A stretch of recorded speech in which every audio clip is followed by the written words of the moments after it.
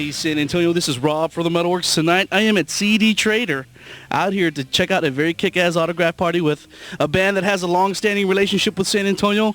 Let me welcome Mr. Jon Oliva of Savatage. How you doing, man? Hello, San Antonio. What's up? How you doing, bro? John, I can't say enough, man, how good it is to have Savatage back in town, but also the man, Jon Oliva, Dude, one of the founding members. We're just happy to be on the road and having a great time, man, and everyone's been coming out to the shows. Have been great, so we can't complain about anything right now. How does it feel to be back in the fold again?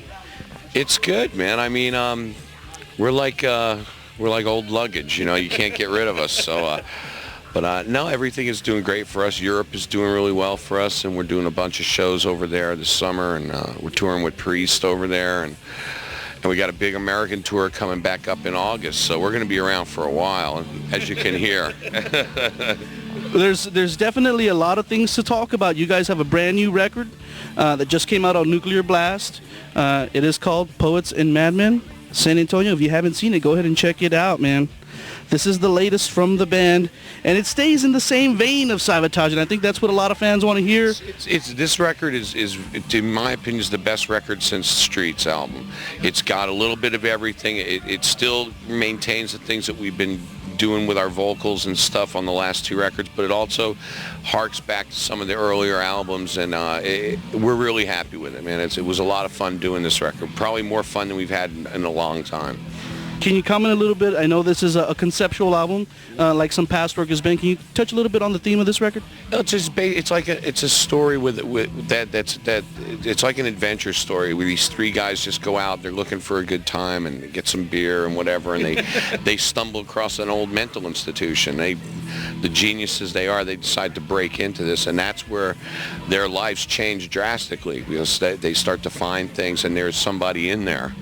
And the whole album is based around what they find in there and this person and his story and how he ended up there. And it's a great lesson to be learned in it. So we're like frustrated school teachers. Turn on the record and listen to read the credits. There's a long storyline in here which is very cool that I found very interesting. Tell me, John, you guys are on the road.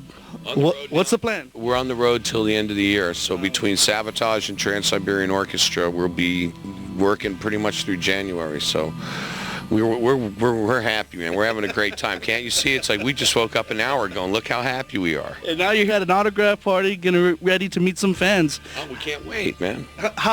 I'm sure a lot of fans, just like myself, man, have been very excited and to see you out on the road. How receptive have they been all over the country? The fans have been just unbelievable, man. They're and it's been a lot of young kids too. So it's you know, the old Savatage fans who are now in like their 30s and stuff like that are bringing or turning younger people onto it, and it's like the crowds have been great, and that's what's we're like, wow, this is way better than we expected it to be, because we haven't toured America a lot. We've been concentrating mostly in our hot spots, which is mostly Europe and South America and Japan.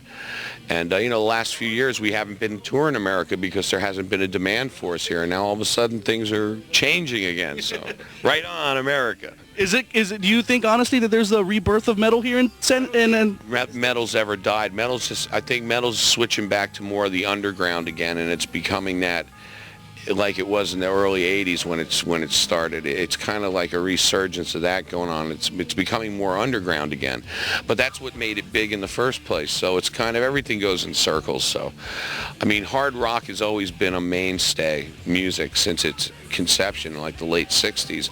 It's gone through various forms, but it's always maintained the test of time because people like hard rock and roll, man, and that's just the bottom line. It's in our blood. How much has the internet helped in doing that? Because, I mean, people know about Savatage.com. If you don't know about it, go check it out to get all the latest on the band. The internet is great. I mean, it's made the world very small, but it's also made it very possible for, you know, to help bands out a lot, you know, and, I mean, it's definitely a good thing. Definitely. John, and I don't want to assume that everybody out there knows who's in the band right now, because I know you guys go through some lineup changes. Talk a little bit about who's in the band. Right now it's Johnny on bass and Chris Caffrey on lead guitar and myself. Jeff played on drums. We've been there for the majority, and the new guys are Damon Janai on vocals, who I met through the same person who introduced me to Zach, ironically enough. So, and then Jack Frost is the other guitar player who's been a friend of Chris's and ours for many years. So we're really happy. The band is hot, and the show reviews have been really, really good, and you'll see tonight.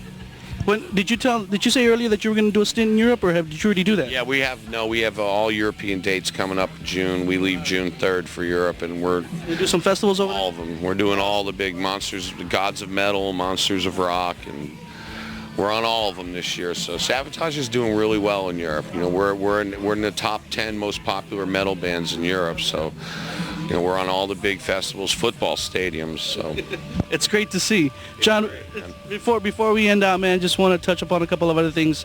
For shows like mine across the country, video is important. Are you guys maybe going to do any videos, or would you still be interested in doing that? DVD, live concert. I mean, just to do a video for like an MTV video to me is like a waste of time. I'd rather do what we're doing, which is we're going to film a bunch of stuff this year. We're putting out a live DVD, which will include all our old videos, some footage with my brother that no one's seen before, awesome. Some stuff that we're doing, filming ourselves, like, you know, sound checks and us goofing around, and then a whole live concert with 2 new songs with Damon and Jack on them.